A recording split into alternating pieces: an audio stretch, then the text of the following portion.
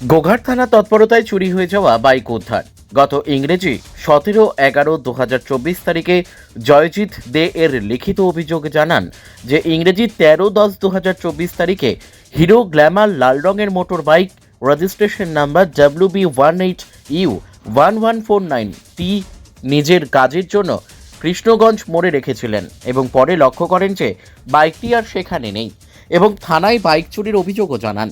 সেই অভিযোগের ভিত্তিতে গোঘাট থানায় একটি কেস হয়, যার নম্বর 511/24 ডেটে 17/11/2024 আন্ডার সেকশন 303(2) BNS। পুলিশ তদন্তে নেমে সমস্ত সিসিটিভি ফুটেজ পর্যবেক্ষণ করে এবং দেখতে পায় যে দুজন ব্যক্তি জয়জিৎ বাবুর বাইকটি চুরি করে নিয়ে যায়। এরপর জানা যায় যে গড়বেতা থানায় দুজন বাইক চোর ধরা পড়েছে এবং তাদের থেকে বেশ কিছু বাইক উদ্ধার করা হয়েছে। এরপর ওই দুজনের সাথে পর্যবেক্ষণ করা সিসিটিভি ফুটেজ মিলে গেলে গোঘাট থানার তদন্তকারী অফিসার SI সুজিত পাল ওই দুই আসামির জেল ইন্টারোগেশন করেন এবং তারা তাদের চুরির কথা স্বীকার করেন। এরপর আইনি পদক্ষেপ সম্পন্ন করে দুজন আসামিকে রিমান্ডে নিয়ে গত রাতে গড়বেতা থানার কদমডিহা জঙ্গল থেকে চুরি হয়ে যাওয়া হিরো গ্ল্যামার লাল বাইকটি উদ্ধার করা হয়।